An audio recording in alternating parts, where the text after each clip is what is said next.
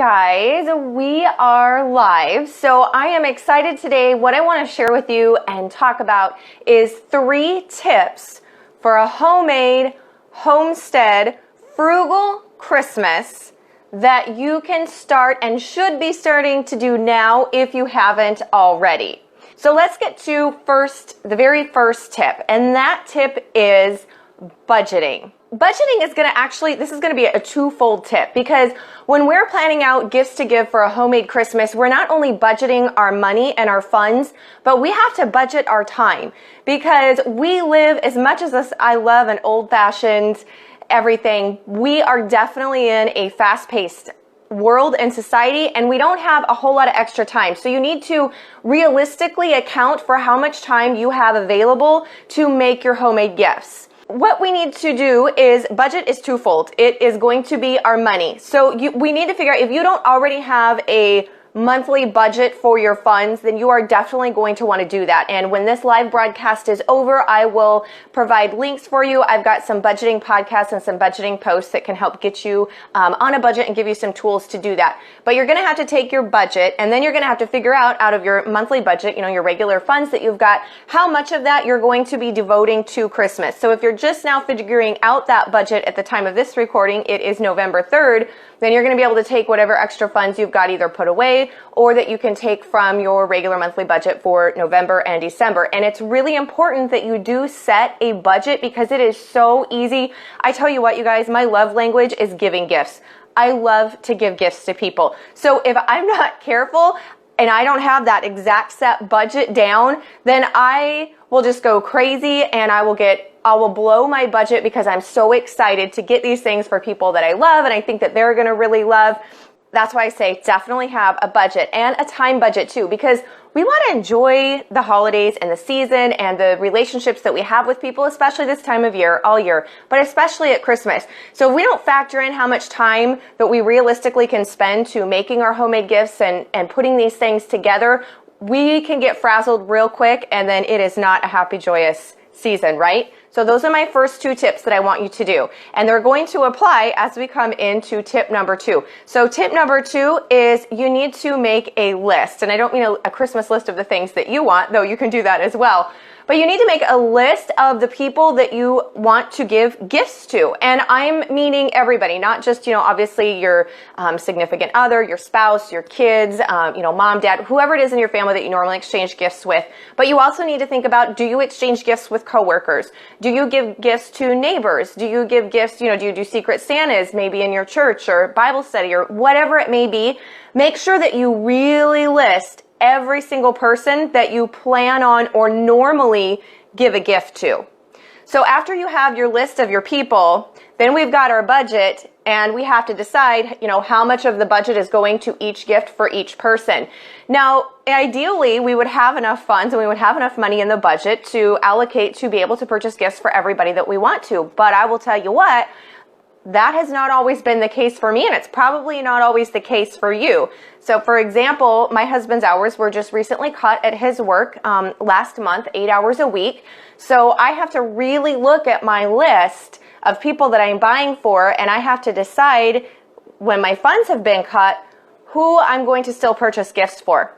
And this can also help on the stress and the time as well. So really evaluate your list of who you're buying it for. Now, for me personally, if it's a child that's in our close family or a child that I want to purchase for that I have a close relationship with, and they're still in school, then they stay on the list, because I really, holidays are for everybody, but I especially think that they're for the kids. So the kids stay on the list. So then I start to look at the adults.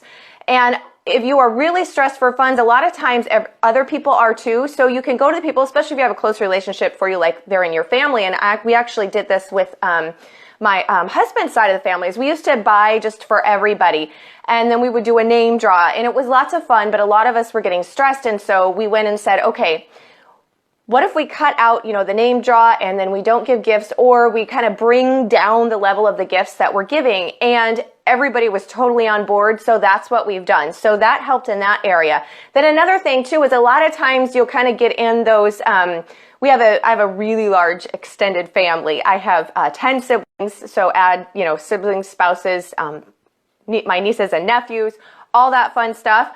So we would do a big name draw, which is great because name drawing definitely helps instead of buying for each individual person. So if you are in a big family and you guys are buying for each individual person, perhaps you could have everybody go in and you could just draw and then you would buy for one person. So that can be a solution to cutting down the number of people for your budget-wise that you need to. I think most people are on board with that. I've had a couple people who have commented and told me that, you know, they had someone who was kind of offended that they didn't want to or couldn't afford to give gifts anymore. But I think if you're a Christian, pray about it first, and then, you know, go to them with just a humble spirit and just being like, hey, look, this is kind of where things at. Could we maybe do this differently this year? It would be really helpful. And I think most of the time people are totally on board with that. After we've got our list of all of our people and then all of our gifts, and we've looked at ways that we can trim that back. So for us, there was a big family name draw. After you went through, look at where you can drop. So one of the things that we did at my work as coworkers is we were exchanging gifts. But it was kind of getting like, okay, what do I get so-and-so and what can I actually give them that they're really going to want for this certain dollar amount? So what we decided to do instead was give the gift of experience and relationship with one another. So we decided not to exchange gifts anymore. And instead, we go out for a meal together. We just buy our own food and we go out and we have dinner, which is way cheaper than buying gifts for everybody. And we just enjoy one another's company. And it has been a really great bonding experience. It's taken a lot of the stress off of trying to find things, and it's just enriched our relationships. So if you can do that, then I think that that is one of the best gifts, and it takes stress off of you and creates a relaxing bonding time. So that's one thing that you could do, especially for groups. Okay, so with your list, so I told you, budget and list, they're going to interlap. So once you got your list, you got to keep that list with you guys, and it's going to serve two purposes. So one of the things that we're going to do with our list is we've got all of our people, and we're going to decide, budgeted for each person, how much we're going to be able to spend. Then we're going to decide what we want to get them. So we might not know exactly what we want to get each person yet, but for a lot of people, you've kind of got an idea, and you may have some gifts picked out for certain people already. So put those down, what you want to get next to them, by their name. And then as you get them, obviously mark that off. And then as you find gifts and you make gifts for each person, you're going to write it down, you're going to mark it off. But we've got a third step. And I've got to put this in here because this totally happened to me probably multiple times. It has probably happened to you at one point or another. Now, I really would love to be perfectly organized in a great and perfect world, and I would love to buy gifts all year long for people and put them away so that by the time Christmas rolls around, the 1st of December, then I have already got all of my gifts, everybody allocated for. I've spread my budget out over the whole year, and that would be like wonderful, right? Like it would be the moment. Okay, sorry for the singing. I am not a singer, but rarely does that happen for me, which is why I'm sitting here on November 3rd. I've got a few gifts purchased, but in the years past, I have purchased gifts. In fact, for two of my younger brothers, we had got in at my work in the springtime when camping season and outdoor and all that stuff comes rolling around here in the Pacific Northwest. We got in these really cool lighters. They looked like fishing poles and they were long. So if you're lighting a burner or needing to light a fire, your hand's not super close to the flame. They were really, really cool. And my brothers are outdoorsmen, that kind of a thing. So I got them these lighters. I'm like, these are going to be perfect to go with their gifts at Christmas time. So I got them. I was feeling so good. Here it is in June and I'm buying Christmas presents, and I brought them home and I hid them in a really good spot so that I would know where they were and nobody would see them, because I got my husband one too for his stocking. Yeah. November and December roll around and I could not find those lighters anywhere. I looked high and low, all my normal spots that I put them, I could not find them. So I just couldn't find them anywhere in the whole house. And so I just gave up and I'm like, okay, we're going to go to second gift choices. So got them their presents. Everything was great. A year later, I find the lighters in a really great spot. Nobody was going to find them, including myself, which probably tells you a little bit about my organization. So moral of this story, on your list of people with your budget, what you're getting them when it's bought, if you hide it, put on your list where you hid it. I'm just telling you, it's going to save you a lot of money and a lot of angst. So that is what I am doing now. And then, of course, you're going to have to keep this master list. And if your kids' names are on it, you might not want to write down the hiding spot just in case they find your list, because I take mine with me if I'm going to be going to the store and that kind of a thing. So some of your kids may be super sleuths. might not want to have their hiding spot down there or necessarily what you're getting them. But for everybody else on your list, I recommend doing that. Those are my tips for there. Now, the fourth thing, and this is really when it comes into your homestead homemade Christmas, which I know everybody is super excited about because we all love that part. Look around your home or your homestead. You need to look around at supplies that you've already got on hand, because chances are if you're into doing homemade and homesteading, you've got supplies, either things that you've grown yourself or you've made yourself, or supplies from other past projects in your home already. And for most of us over the years, right, we've just determined that we forget what we've got and where we've put things. You probably have more supplies on hand than you actually realize. So go and do an inventory of your, your craft or your sewing, your fabrics, whatever supplies that you have that can be made into things. Same thing if you do homemade like body care gifts. So sugar scrubs, homemade lotions and soaps, those types of things. Look at your supplies, see what you've already got. Put an inventory down. Now, because homemade things are awesome, but as we said, we have to have a budget for our time and a budget for the gifts. And I don't know about you, but there have been a lot of times where I have seen something on Pinterest, a blog post, magazine, whatever, gotten this great idea that I'm going to make these homemade gifts for like all the ladies on my list or all the guys or whatever. And so I go and I buy my supplies and I get so excited when I'm in the supply store because I love all that kind of stuff. And I way overspend, or it costs more to get all the supplies because I didn't already have any of them at home, or I double bought. I had them at home. I didn't do an inventory and didn't realize that I already had enough of that item. I didn't need to repurchase it. Therefore, I spend like 2 or 3 times the amount to make it homemade than what I would have purchased it if I had already bought it at the store, not even accounting for my time factor. So that's why in being a true homemade homestead frugal Christmas, we need to look at what we've already got at home and try and figure out a way to, one, not purchase anything, just use the things that you've got at home to create some gifts. And you have to get a little bit more creative usually when that happens. Or 2, go with what you've got main ingredient or main supply wise, where you only have to buy a couple of things to complete that project. Because that is going to save you a ton of angst and a ton of money and a ton of time. So of course you're like, well, what are some things that we could be making? And we are going to dive into that series as we go up to Christmas here. So I do Facebook Live videos, which are then turned into, I will upload it to YouTube and then also into a podcast and write a blog post, because I know not all of you bandwidth-wise can watch all of the videos, can't always make it every every week, but it's Thursday mornings, 9:30 a.m. Pacific time here on the Facebook page. So if you haven't liked our page, make sure you do that and put on the little notifications. And then you can sign up for my email list. So you'll get an email when we're going live, and then lots of cool other links and articles all on homesteading and frugal. You can do that at melissaknorris.com/freebies. Make sure you're signed up there, because I'm going to be sending out articles and ideas and things, and then doing our Facebook Live videos, walking you through making the homemade gifts that I give. So some of the fun ideas and things that we can get started with now, because we're early enough, is one, this is going to give you the perfect time this week. You have the whole weekend coming up to do your budget, to do your list, and to do your inventory. So you know the supplies that you have on hand.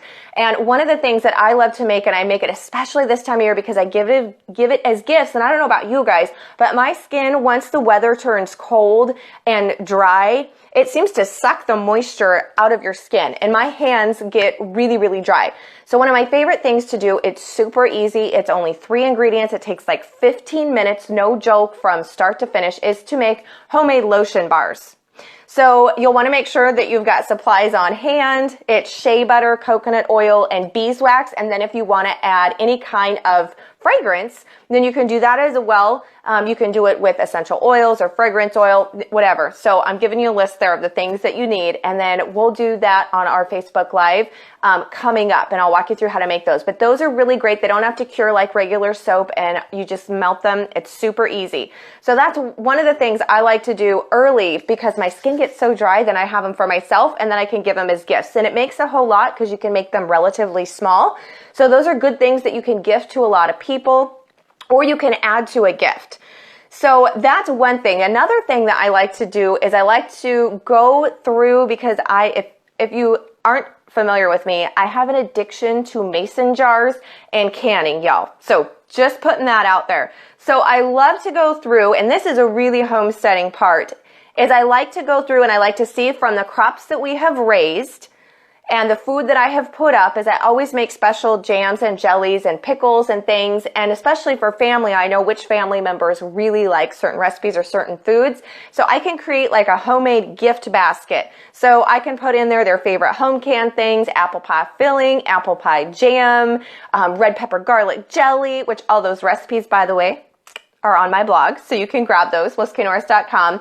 So look through your home stuff. But again, it does cost money for our supplies. So I love to do food mixes in jars. I'm a foodie. Can you tell that? Can you tell that, you guys? I love my food. So I like to do home, and it all has to be, though, I like homemade and from scratch, so then we don't have one, it's much cheaper because you're paying for labor when you're buying it prepackaged in the store, right? We don't want to pay for that. And you get to control the ingredients, which is a big deal for me because I like things to be as unprocessed or as healthy as possible, but still tasting good. So I like to do up food mixes in jars. And of course, you know, I'll be having some new recipes and stuff coming out so that you can do that as well. And I like to just give up a whole big basket because it's got variety and it's got fun things.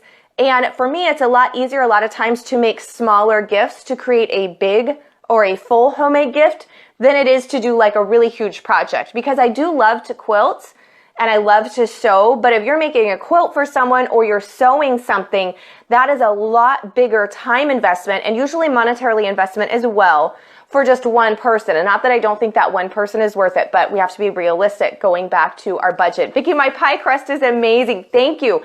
That is my great grandmother's pie crust recipe. And though I don't remember eating it by her hand, I always feel connected to her when I make it, and she was a fabulous baker, and I agree. It is the best pie crust. I have people who tell me they have never been able to make a good pie crust before. They're a total pie crust failure, and they try her recipe, and it totally works for them, and then they email me, and they're like, I made my first pie crust that was a success ever, and I get so excited. I'm like, thank you, Grandma. So anyways, yes, so we'll have recipes to all kinds of fun things like that. And that's another tip too, is I will make up cookie dough and pie crust.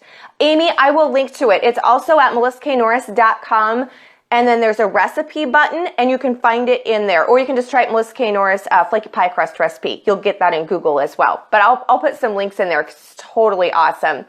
Yes, grab it off the blog. It's also in my book, The Made From Scratch Life. So I've got 40 plus recipes in there, and tutorials and lots of fun things. So quick recap is to set your budget, both time-wise and money, then to write out your list and then apply your budget to your list of people. And if there are any areas that you could cut out on your people, so maybe if you're gift giving to a whole group, say a coworkers or that kind of a thing, see if you can all agree to not give gifts and instead go out for an evening together where you just go out to dinner and spend time. That can cut that out.